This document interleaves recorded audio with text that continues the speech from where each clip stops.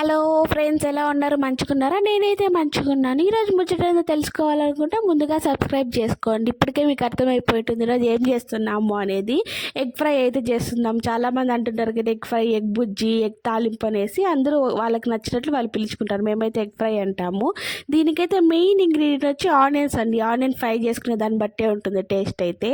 దీనికైతే first oil వేసుకొని, సాసోలు వేసుకొని, దాంట్లోకి పచ్చిమిర్చి కూడా వేసుకునేయాలి. ఎందుకంటే ఆనియన్ వేసిన తర్వాత పచ్చిమిర్చి అంత బాగా వేగదు.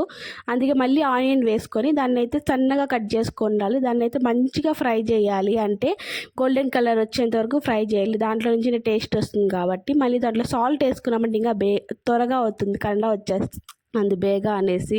కొంచెం క్షమించండి, అప్పుడప్పుడు అట్లా మధ్యలో వచ్చేసాయి కండాలు, బుద్ధి ఆడబోనిచ్చుకుంటాము. మళ్ళీ దాంట్లోకి ఎగ్ వేసుకొని బాగా మిక్స్ చేసుకోవాలి సైజుని బట్టి. దాంట్లో పెప్పర్ వేసుకుంటే కూడా సూపర్గా ఉంటుంది. అదైతే పెప్పర్ లేదు, అందుకే వేయలేదు.